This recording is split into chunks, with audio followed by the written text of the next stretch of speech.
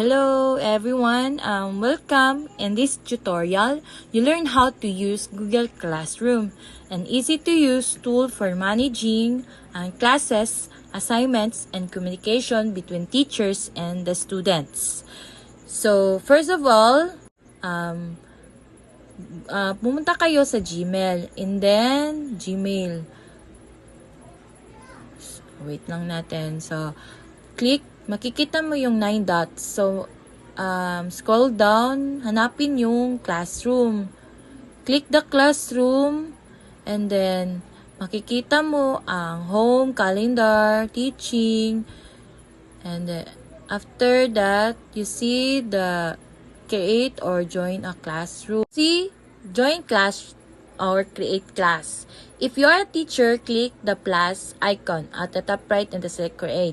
Enter your name, section, and subject, and then create. If you are the students, click the plus icon and choose the join class, then enter the class code given by your teacher. So, click then. So, create the class. If you are a teacher, so you encode class name, example, grade 8. And grade 8. So, section, mahogany. So, I choose subject is ICT. And then, ang room niya is 1V-A. After you encode it, makikita mo yung create button and waiting lang natin. So, ito na. So, makikita ang grade 8 and section mahogany. So, ang class name, grade 8, yung in-encode natin. So, click lang natin grade 8. So, makikita yung class code. Section mahogany. And the class name is grade 8. Sa gilid naman, home, calendar, teaching, to review, yung class name. So, dito na naman tayo.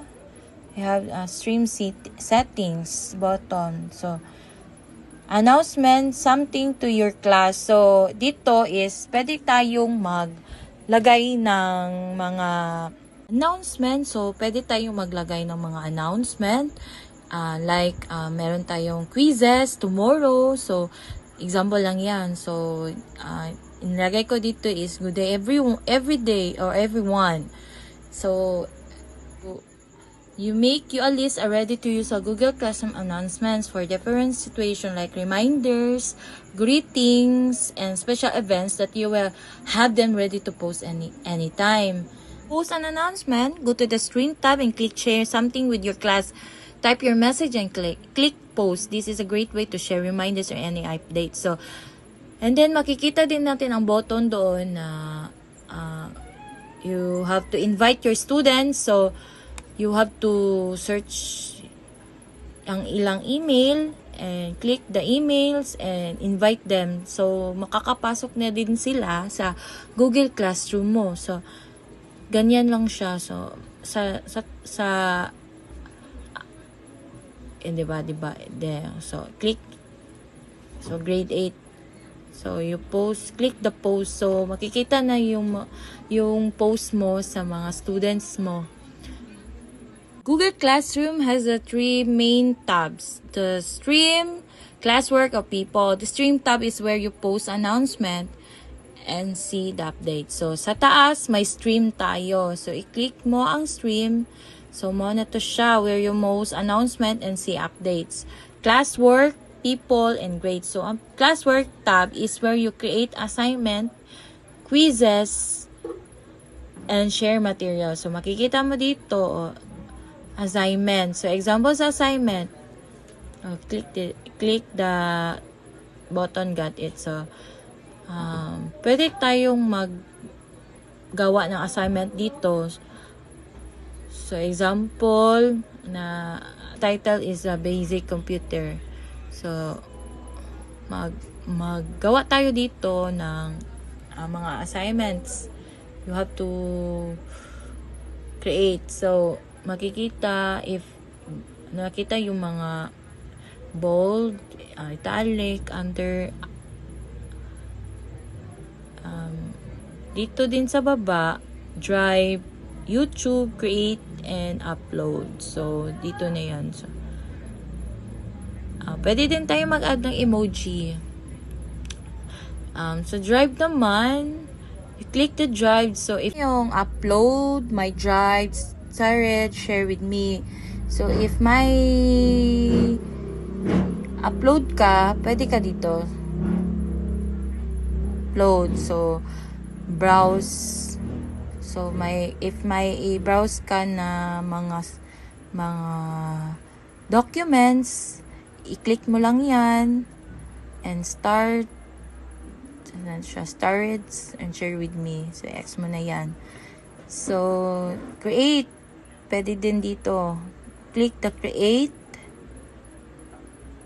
So, makikita mo yung docs, slides, sheets, drawings, and forms. So, pwede ka din dito mag-upload. So, mag-upload ng mga pictures, documents, i-drag mo lang yan, i-browse mo yan, links. So, pwede ka din dito mag-add ng link, copy the link, and YouTube. You have to go to YouTube, copy the URL, and paste it the URL, and makikita mo na yung YouTube na after mo ma-paste ang URL. So, yun sa gilid, grade 8 mahogany. So, makikita mo assigned to all student, ang points, ang due, kung kailan mo ito isasubmit nila. So, and then, people. So, makikita mo yung mga students mo dito. So, isa lang man ang invite ko. Makikita ko yung si William. So, yan ang students ko pass. In grades, wala pa man akong nagawang grades. So, hindi pa natin makikita. And then, besides sa Google Classroom, you have a calendar in the Google. So, makikita natin yung calendar. And then, Gmail.